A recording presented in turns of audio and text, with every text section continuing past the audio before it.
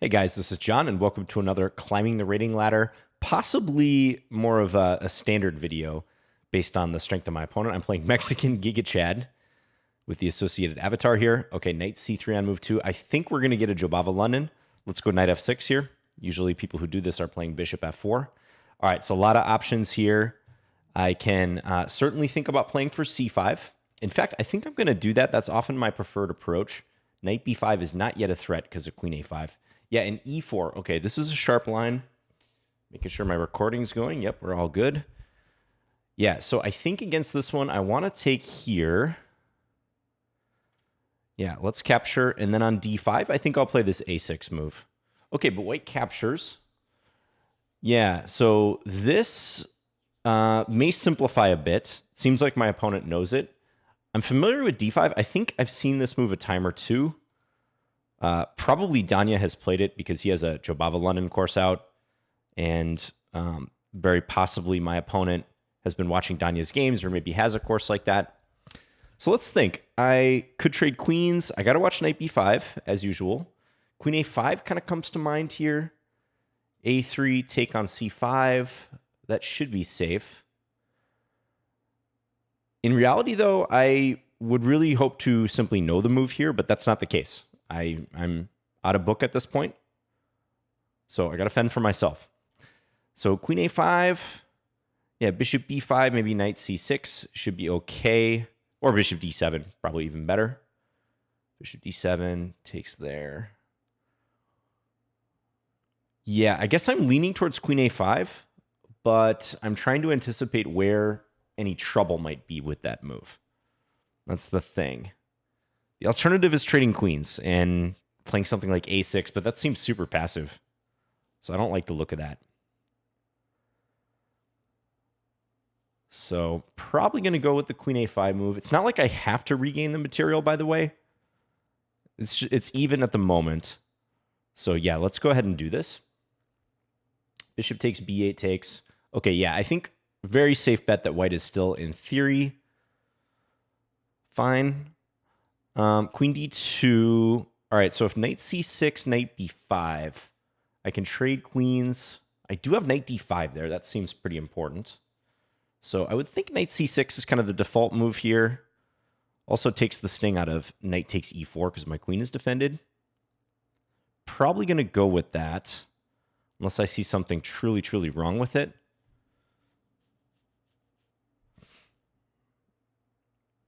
Yeah, I'm not seeing an issue, so let's go ahead and play this.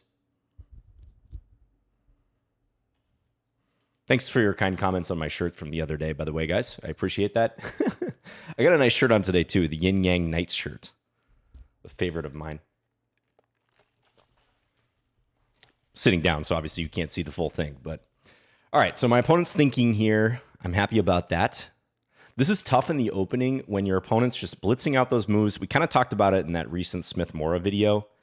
I do have my guard up in these scenarios, but also if I start to suspect at some point that they're bluffing, I will trust my instinct most of the time. And I know it's hard to discern that. There's a fine line between your opponent playing fast and playing good moves and playing fast, and it just turns out they're bluffing. All right, so castles makes sense. Bishop g4 with tempo looks incredibly natural here. Obviously, you have to watch stuff down the file. I think, you know, the way that this has gone down, it takes the sting out of this whole operation, so I am happy about that. I do like the look of this. I wonder what white has in mind against that. f3, I mean, I can bring a rook to d8 with tempo at some point. Not to mention there's e5. There's e5 at any given moment. I mean, if I were to play that now, it's kind of compelling, but bishop g4 appeals to me even more. Followed by rook d8. But yeah, e5 also, I mean, would bishop b5 there work there? I don't think so. So what's the big deal? If I play e5, what is my opponent going to do? I mean, I know I mentioned this. There is f3 against that. I can get the rook d8 move in, but I'm starting to think now this might even be better if I can't find a refutation to this move necessarily.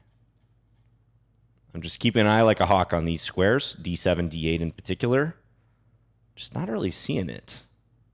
So let's say e5, bishop g5, bishop takes c5. Bishop takes f6, take back, knight takes e4, I take on d2. That's got to be completely fine, I would imagine.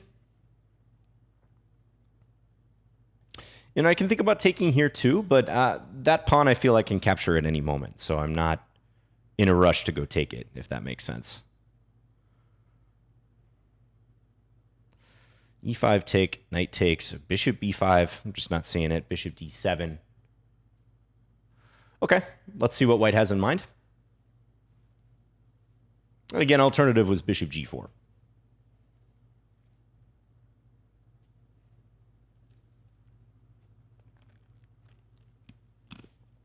Burning a lot of time here. I should mention this is a 10-minute game, no increment. So I really need to start speeding up. But I wanted to make sure I was careful in this opening. Be eager to check out this theory too. This will be interesting. Because I don't believe this line is that great for white with e4 specifically. Not even sure that Danya and I should mention Bortnick as well. It was a co-authored course. I don't think they recommend that move. I think they probably recommend the more restrained e3. Whoa, okay, and knight b5. Here we go, folks. Now, that move is definitely interesting, but that rook in the corner can sometimes get, or the knight in the corner, rather, can get discounted. But I didn't see this move, which obviously is kind of concerning. Okay, so if I take, we're going to get a queen trade, knight check, and then I have to play king e7, and that is annoying. That is definitely annoying. That position can get kind of wild at the end. What alternatives do I have? Am I going to have to sacrifice the exchange here? That might be the case. And if I take on d2, is white going to take with the bishop or the rook? I don't know.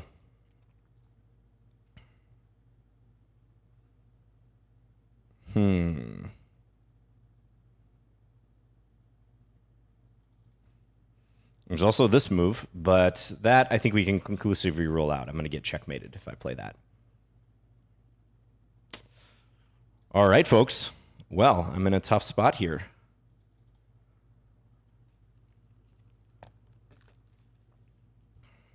I suppose I can trade queens and play rook b8. That's not completely out of the question to try to save the rook. Might be the thing to do, to be honest. Especially given the time that I have. Yeah, so let's go ahead and make the capture with check and see if white pulls the bishop back. I kind of think they will. Yep, and now king d8 runs into this with a double check. That is not good, so probably I'm going to play rook b8 here. Knight c7, king e7. Certainly awkward for the time being. Or I can go king d8, maybe king d7. All right, just got to play it and see what happens. Instantly bishop e3. Okay. I'm not upset at seeing that move. Bishop e7 now, maybe? Yeah, let's go bishop e7. Really got to speed up here. Start playing this like a clock as a weapon game, 3-minute game. Because remember, there's no increment. I verified in the chat by looking at the little parentheses.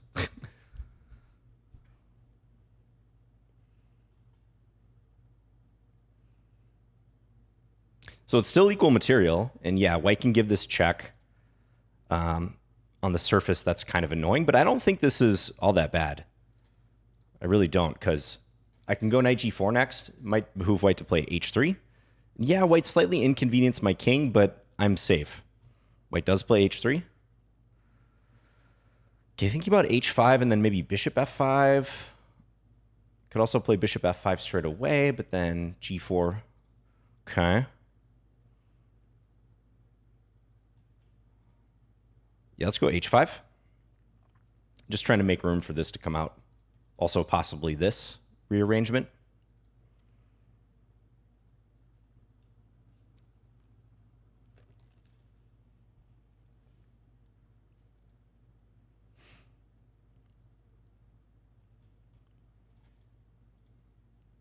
Mm-hmm. 92. Okay, let's develop. Would expect this to come here or possibly here to hone in on this square.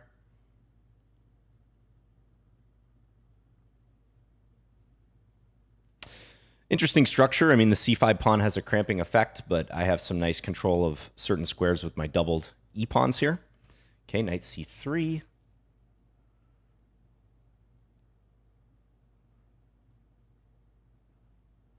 All right, go ahead and play rook c8. Expecting knight d5. Maybe trade knights and play bishop d8, withdraw the bishop. I think I like the look of that. White has a 4 versus 2 on this wing, but it's hard to get going. Okay, I think white wants the d6 square, pretty clear. I gotcha. Okay, maybe knight d4 is interesting here. Knight d4, but then knight d6. Also, there's this little issue of a7. Okay, I might actually pull this back. Yeah, let's pull that back, try to guard some of these squares a little bit better. Stop bishop c4.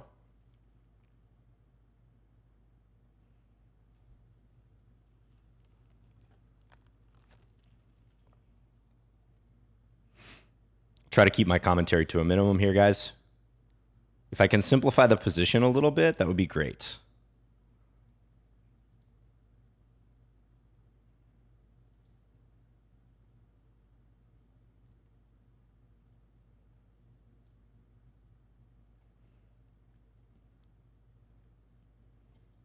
Maybe this. This is solid for the moment, so no issues. There's bishop g5, though.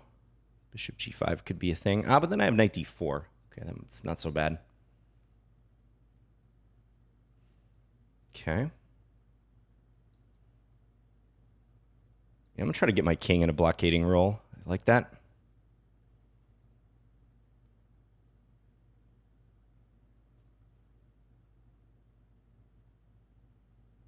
Connect the rooks, too.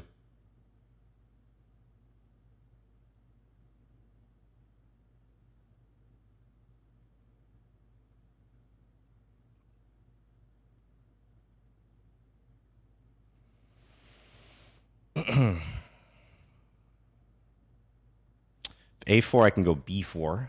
Maybe white could have thought about that on the previous move. Bishop C5. Can I go here now? I think I can. Knight takes E4, F5.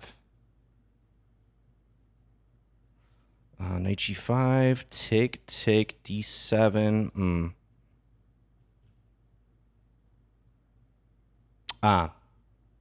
Okay, I think I can play this. Spent a little too much time on that, but okay. So here, this. Knight G3, bishop takes C2. Should be fine.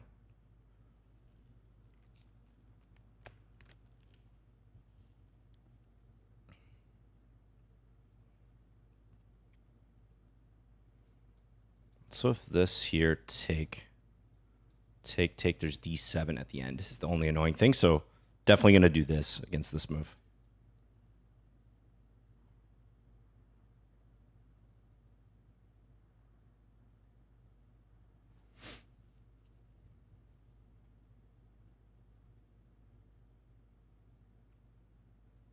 Sharp, folks.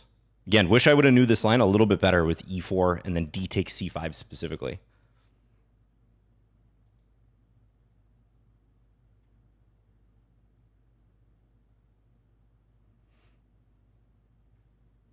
You guys get to see me try to get out of a jam here with little time. We post everything on this channel, so you see the good, the bad, the ugly. I wouldn't want it any other way. Okay, goes back.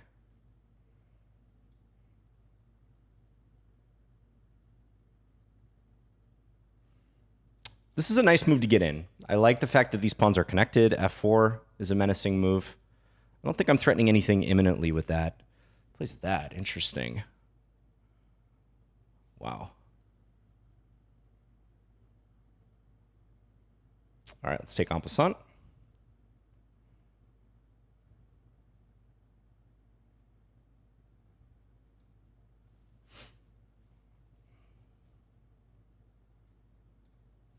Maneuver in.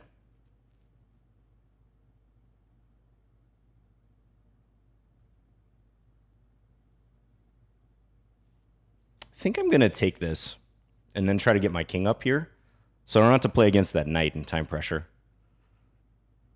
And I like my knights blockading. 2 knights versus 2 bishops. Still equal pawns. King centralized, though. Should be nice. Nicer to play. Yeah, this is the plan.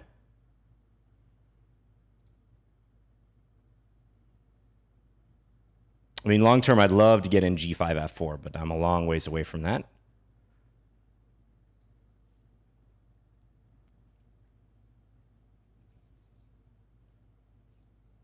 Probably try to play some stabilizing moves here coming up. Let's go here.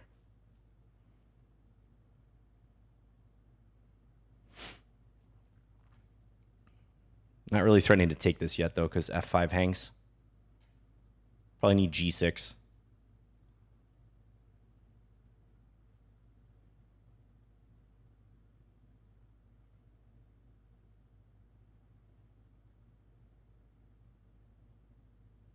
Getting my opponent down a little bit on the clock, but still, I need some help on time.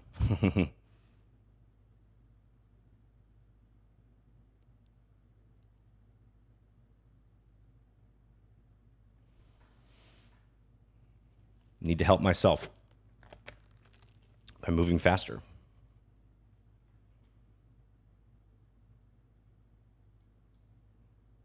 Take that. Bit of a wild move there by white. I think they're just trying to throw sand in my eyes.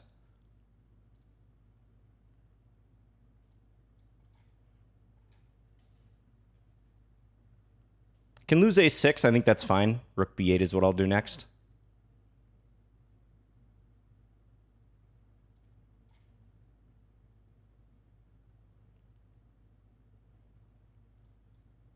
Be knight c5.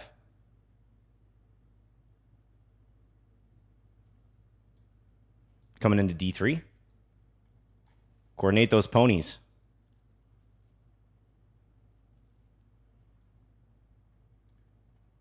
Let's go here.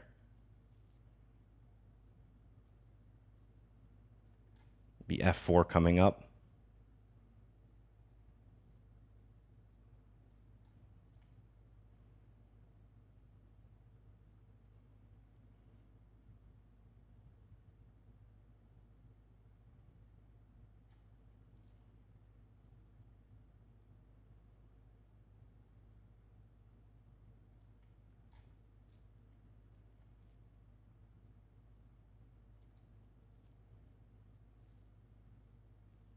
Just a shootout now, folks.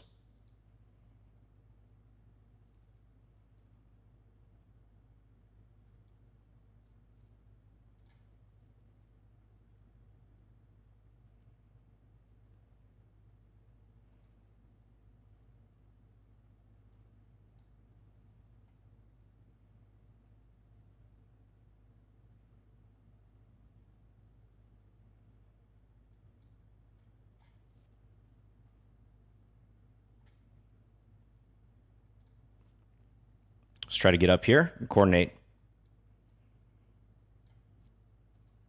Knight d2 check.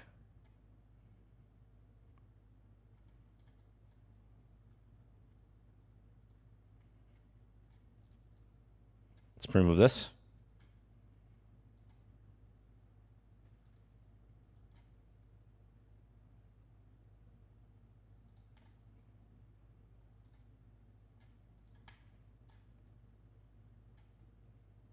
Yeah. Not going to be pretty.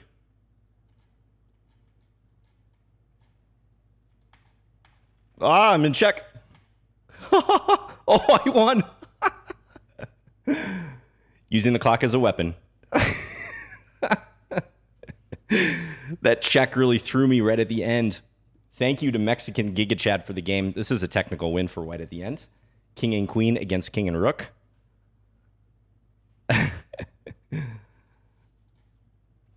Actually crossed 2,700 with that game. This is a rated game. Yeah, thanks to my opponent for the game. They put me under a lot of pressure there. I just had to gut it out in that time scramble. I was getting outplayed. I think, even though I'm up a pawn in this position, had my opponent played king a3, I might have gone for a draw, rook b3. Repeated, because we're at a bit of a standoff. I mean, they played for a win in interesting fashion. Rook f1, tying me down to this pawn, rook f7, and then king a3 at this point.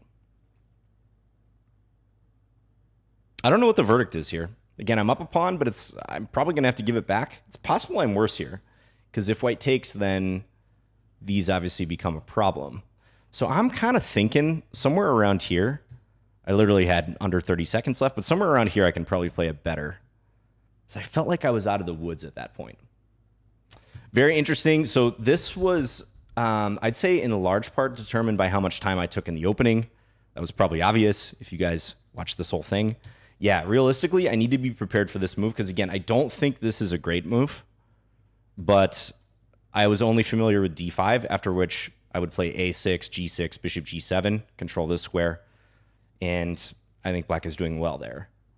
But yeah, c5 is a good move for black. Usually white plays e3, but you got to know e4, and I just got caught in a line that I'm not familiar with after this, and I had to spend multiple minutes trying to play safe. I'm somewhat fortunate after knight b5, which I didn't see, that I'm not losing.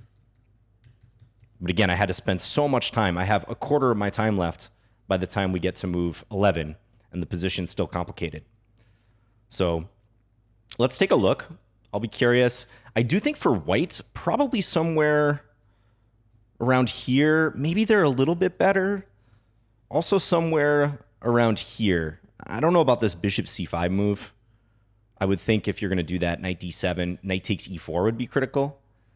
Inviting f5 or bishop f5, because I don't think you want to have to play bishop c5 and then just withdraw the bishop on the next move. I could repeat if I want, but I was happy to get an f5 and start coordinating these pawns. And I was thinking about some really interesting stuff. A move that crossed my mind here was g5, which is a method you can use to swamp a single pawn with all three of your pawns up there, diagonally and also right in front. This kind of ram structure. And if takes, then push through f4 and try to get these bad boys going. But I wasn't sure about that at all in the moment, so I took en passant. Yeah, let's click into the game review. Really curious on this one.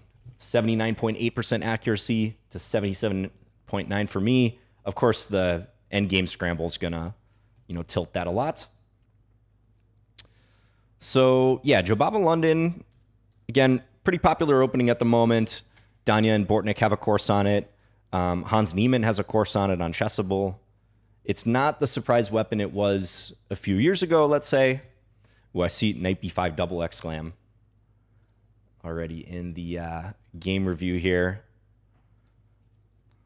But that being said, it was a surprise to me when d takes c5 hit the board. I probably just have to know this. I think this is popular enough now that I should know this. So yeah, we see here in the database 20 games. If we go back a couple branches to c5, fifth most popular move. I generally like to get c5 in against the London, even when white plays conventional London. So bishop f4, I tend to play c5 right away, or knight f3, knight f6. Then bishop f4, I play c5 a lot. And you can do it against the Jobava London too. So let's see this. Yeah, and what's the breakdown of e3 versus e4? Yeah, e3 dominates in terms of popularity. Knight f3. Yeah, actually e4 is not at all popular here. Whoops. Hold on. I don't know why it did that. Try to go back. There we go. Review. Yeah, so interesting that e4 at that moment only shows 11 games, but then it pumps up, so it must transpose from something. I don't know why the sudden increase in games there. I would have thought more than 11 games, because that is known. I'll have to cross-reference that with my chess base, actually, which is a much, much larger database. I'll be curious about that. You can look on Lee Chess, too. So, yeah, e4. And again, if e3, black can take and then play a6, or bishop g4 is also a good idea. But playing a structure like this, yeah, white has ideas here, but in general, I don't think white has much of anything in this line. Yeah, we can click through some semi-popular continuations here. Even if you go for a trade like this, knight c6, e6, black tends to be very solid in this line. Pawns like this, you can challenge the bishop. If you want to try to keep your bishop, you certainly can, although you're inviting g4, which in a lot of these Jobava London lines, white doesn't mind trying to expand on the king side with tempo. So I generally play this kind of close to the vest. You tend to get reversed Carlsbad type structures, but one in which the bad marriage is evident with white's knight in front of their c-pawn, so they don't quite have the coherence of structure that they might otherwise have in this line. Okay, so back to the line in question, this e4 move. Yeah, c takes d4 is a move as well. Pawn takes e4. Let's flick the engine on, just see what it suggests. Yeah, not a whole lot of difference between these lines. This is the one that I knew, but you can also take here. What happens against this? Queen takes d4. Yeah, I'm not familiar with this. Bishop b5, bishop d7, some sort of simplifying operation. This looks acceptable as well for black. Knight d7, knight e4. Okay. And then e6, possible pawn sack. Let me know in the comments if you're familiar with this line specifically, e4. I'd be curious. All right, so d takes. Yeah, and I remember some old analysis like d5, a6, queen e2, I think, and then g6. White can try to castle queenside, but black is looking pretty good here with castle's kingside. I wouldn't have minded playing this position. I think I played it on occasion. But d takes c5, this does happen. Sometimes you just get caught in a line that you don't know as well as your opponent. And you got to stay calm. Like, that's the number one thing. Yeah, try to use your time judiciously. I sometimes look for ways to simplify, although that might not always be the best idea, because you might be giving up a lot of advantage or maximizing your opponent's advantage in doing so. Okay, so bishop d7, knight bd7. Bishop d7 did actually cross my mind here, just to guard the square a little bit better. If I trade on d1, what does that look like? Rook takes, and then knight b5 is coming in, so a6. Briefly thought about this, didn't think it was the best. Was a little bit worried about this square, for instance. Knight a4, knight b6. Okay. Yeah, I think in hindsight, maybe bishop d7 would be the way to go here. What about in the opening book? Yeah, black's kind of done all sorts of different stuff. Good score for white. I mean, fairly small sample size, 21 games, but white's scoring pretty heavily here. I would bet that's due to the surprise factor. Just gut instinct. Like, not good stats at all for black. But the engine says it's fine. And I do believe the engine. Yeah, I kind of like this bishop d7 move in hindsight. It just seems to add a nice layer of protection. Also prevents a queen trade here. What if white goes queen d2, e6, take aim at this? Yeah, that's looking okay. All right. And if b4, yeah, g6 looks pretty decent. Start trying to come on the diagonal here. Further investigation. I can't tell you guys what the best approach is here. Might have to use a more powerful engine, do some local analysis on my computer, and also look at some other games that I can find. But kind of on instinct, I like the look of this move. It's a bit of a weird looking move, but it makes sense. I mean, that being said, this should be fine too. Knight c6. Yeah, castles. Okay, so knight b5 could be played here too. Take, rook b8. This looks kind of similar. Castles, bishop d7, knight c7 to try to inconvenience the king. Shouldn't be much for white, though. Yeah. The king has been inconvenienced, but with the queens coming off the board, that's not disastrous for black. This looks like a slightly inferior version of the game to me. So let's compare. So my opponent castled. Yeah, and this knight b5 move just caught me completely off guard, which is funny because it's a Jobava London, so I should know knight b5 is a thing. I thought about bishop g4 here. Actually, looks like this is still played against that. That's interesting. How does this go? Take. And then if rook c8, that doesn't help against knight c7 because you still lose an exchange. Okay, so lesson learned from this with the queens opposing one another like this. And this d takes c5 line with the d file open. Black having taken here. Watch knight b5 like a hawk. Because I didn't, and I nearly paid the price in this game. I was 0.4 of a second away from paying the price. Okay, a6. Yeah, that looks like a good move. That looks like a sensible move in light of what happened in the game. Rule out knight b5. Uh-huh. Yeah. What about queen takes c5? Is that going to run into knight b5 too? Yep. All this runs into this knight b5 move. My opponent's rematching me multiple times here, by the way. They really want a rematch. I tried to send them a message, but yeah, a6. So that's the way to try to conclusively stop the knight from jumping in at this stage. And then bishop c4. Still a little bit of an edge for white, though. Bishop g4, f3, take, knight takes, and white's fully coordinated. Still seems okay, but on site, black has to be careful. I mean, even trying to win this pawn may not be so successful. Still some work to be done for black to claim equality or try to fight for equality. So I went e5. Yeah, and kudos to my opponent. They thought for a little bit and then went here. Looks like I do have to take. I wasn't seeing really any other good move. Thought briefly about this because, as I mentioned in the game, sometimes you can discount a knight like this. I've gathered one minor piece, and although I'm down in exchange, having just lost the rook, if I could trap this knight, this would probably be playable, maybe even better. But my king is so awkwardly placed, there's no good way to do that. I can't go knight d5. Suppose I could try knight e8. I didn't see that move. But here, trying to eliminate this. Yeah, this doesn't seem like it would be working out. This seems... Yeah, there's even little tactics like this. Or if I take, I run into this. I seem a little bit behind where I'd like to be, so... Okay.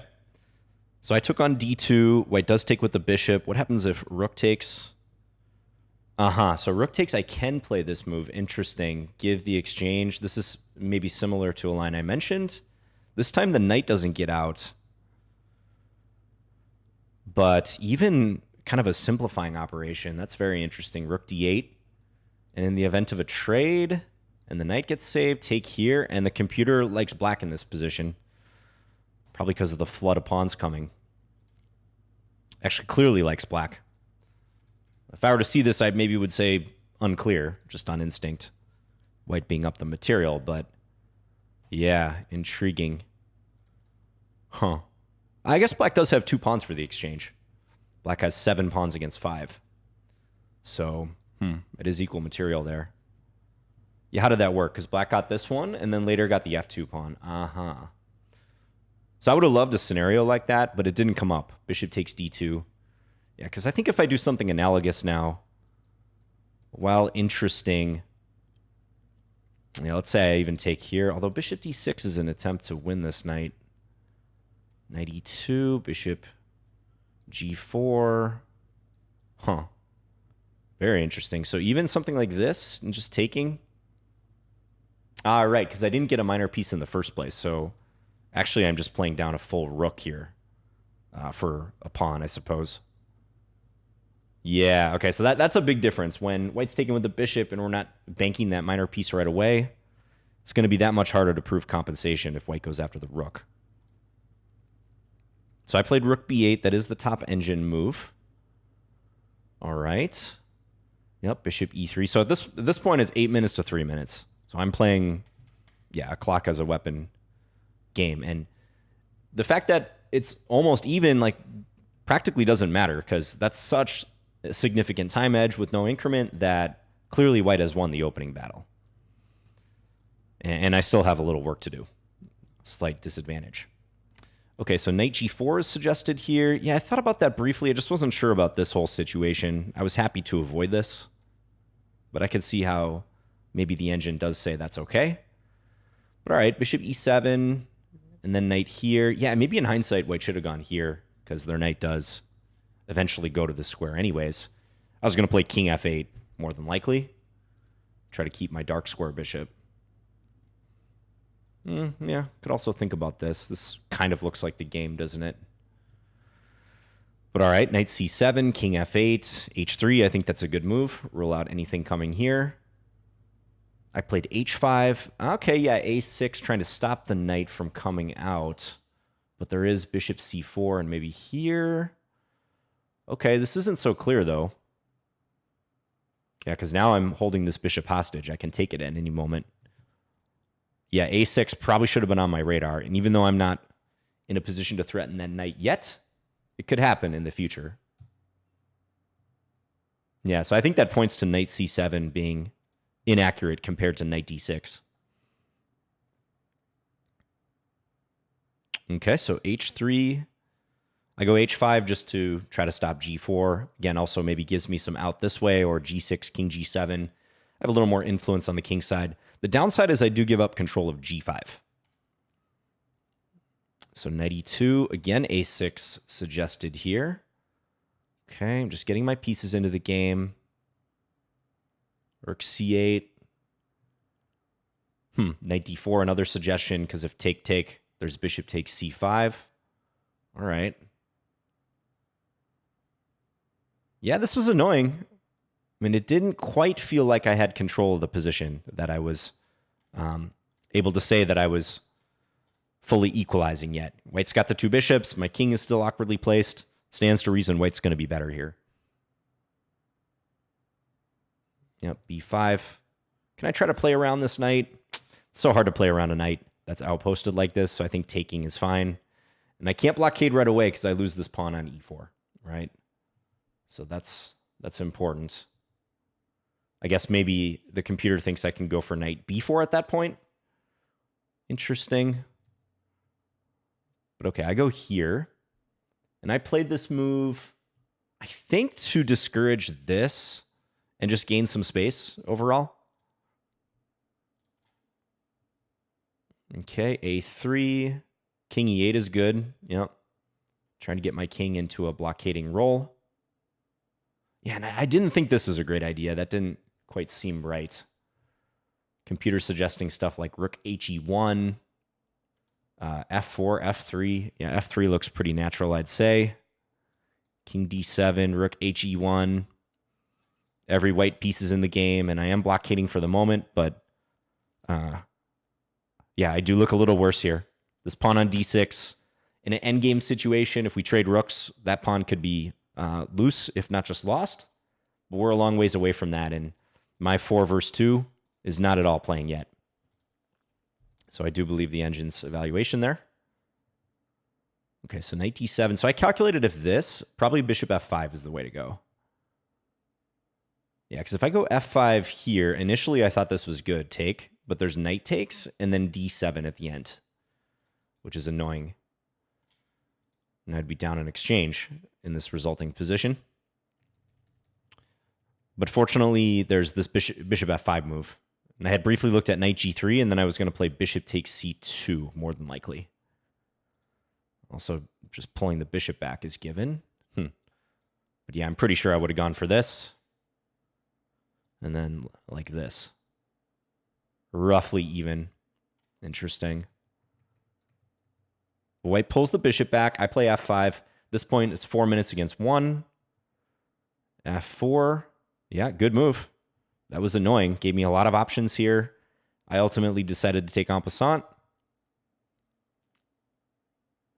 King f7 could also be played. I guess it results in basically the same type of structure as in the game.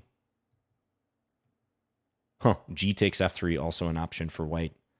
Less aesthetically pleasing, I'd say, but I wonder if the play down the G file and just having some opposition to these center pawns is why the engine wants to do that. It's thinking about going f4 on the next move too. Okay, so e4, bishop e2. Now, in time pressure, you want to focus on coordinating moves and moves that don't stick your neck out too much. You don't necessarily want to go completely passive, but I will always favor moves that help my pieces talk to one another and build some redundancy even into the position whenever possible. So that's why when knight d5 was played, I was pretty happy to take that, even though I'm fighting with 2 knights versus 2 bishops on a semi-open board. I actually thought getting my king up here, not having to worry about knight jumps, which are the bane of our existence in time pressure, thought that would be a nice situation. So it sounds kind of crazy, but I actually, at this point, was probably the calmest I've been in this entire game. It's just the clock situation is the only thing, which is a big thing. But so maybe knight d5 isn't the best approach. Maybe white can try to nurse some advantage out of this. And I did think about g4 in some circumstances. I see a line, rook he1, rook c6, g4, just wild. Let's just show that to try to break up this whole constellation in the middle of the board. Take. And if I were to take here, white gets knight takes e4 in. Somehow this is only slightly better for white, but this looks terrifying to play with 40 seconds on your clock. So maybe this was worth a punt for white at some point. Just try g4. Even if I react with g6, it could lead to further open lines, further targets. But yeah, knight d5, king f7. I connect the rooks. I get the king up to e6. We can use our king a little more aggressively in the endgame. I really didn't think rook f1 was that constructive, but it does hold up this capture, because after the trade, I would lose the f5 pawn. Okay, a4, I took. This rook is defending here.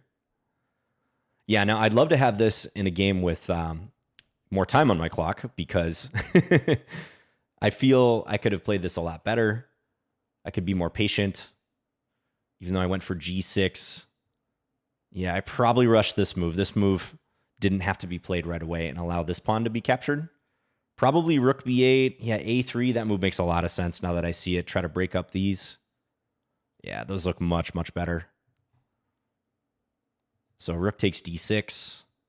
We get this trade. Bishop takes a6. 1 minute 45 versus 26 seconds. Rook b8. Wasn't sure which way to step. Ultimately decided to step this way to try to get knight c5 in, which I do play. Then we get a trade, and then, yeah, somehow this pawn became weak. Now, I thought about knight c4 here, but I backed off of it because I didn't like taking rook check, whereupon I can't guard this pawn, because if I go here, there's this, which loses.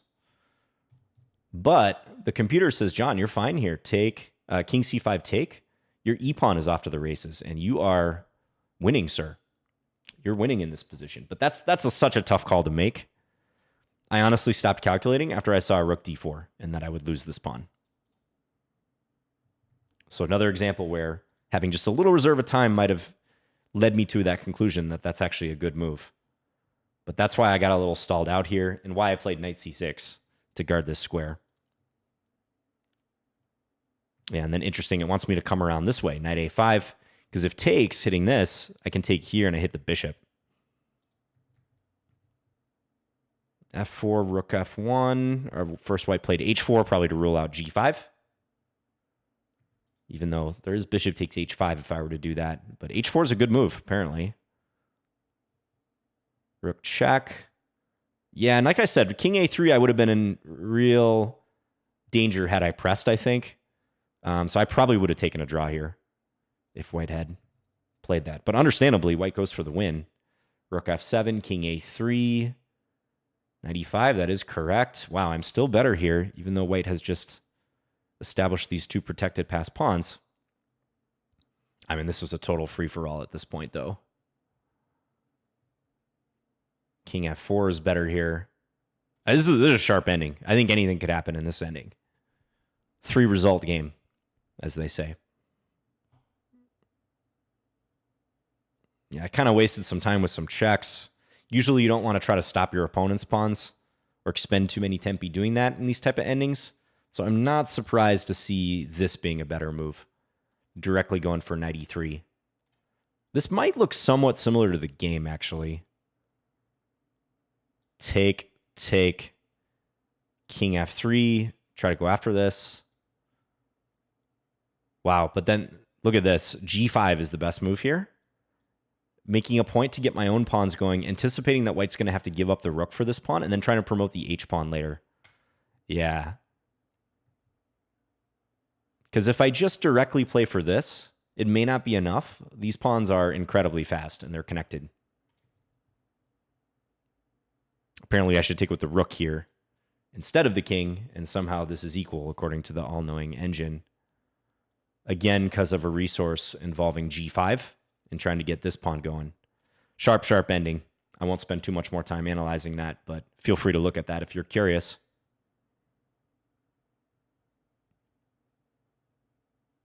Knight d2. I don't know why I played this move. Probably should just take right away. And then king e2. Rook a2 also trying to come behind and give some checks makes sense. b6 is better than c6. Interesting. Oh, and then knight e4 or knight check here. I'll forgive myself with 7 seconds against 15. Yeah, note that if white takes here, I think I can move my knight and they can't stop promotion. Even then, it's somehow close to equal. Yeah, and I felt like I was losing in the end here, just trying to force my opponent to prove it with such little time on the clock. I really thought I was done, though, because they were moving fast at various points in this game. And when I fumbled, not initially seeing that this came with check, I thought I was done, son. I thought I was donezo.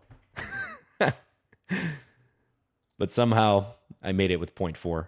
So this was a 70-move game. How many moves was I under a minute? Yeah. I was under a minute for about 50 of the last 70 moves in this, of the entire 70 moves in this game. For the last 50 moves of this game, I was under a minute. All right, so do not, as usual, this is a do as I say, not as I do type of moment, time management-wise. Do not try to tank that much in a 10-minute game. I'd like to say part of it's because I'm making a video and I'm trying to be instructive, but I do have, this is one of my weaknesses in chess, is like I spend too much time in messy positions. And I think it comes down to just not knowing this line. Like if I'm going to play c5 in the future, I'm going to want to know exactly what to do. And having now made a 45-minute video, however long this video has been going, I feel like that's going to stick going forward. And I'm going to look at this again. So thanks to my opponent for the game. Really tough opponent. Even though this is climbing the rating ladder, I feel like I was completely pushed to my limit here. And if I were my opponent in this game, if I were Mexican Giga Chad, I think I probably would have just played the middle game differently and tried to complicate it at a key moment more so than they did. Like I think bishop c5 was a little lazy. I do think later the g4 move had merit. White found some great moves, don't get me wrong. But I feel like moves like knight d5 simplified the position when it would have been more uncomfortable for me with limited time to have to navigate more complexity. So, yeah, I mean, maybe a4, that was another idea at various moments White could have gone for. Because especially getting the knight off the board, coordinating. Again, White played excellently overall, but there were a few moments that made things easier for me than probably I deserved in the moment. So probably somewhere after the queens got swapped and before the knight d5 decision with the two knights versus two bishops. All right, This was a super exciting Jobava London game. Hope you guys enjoyed it. Let me know if you played this line or if you have any questions, comments, feedback. Thanks again, everyone, and hope you've been well. I'll check out what Danya and Bortnick recommend. All right. Bye, guys.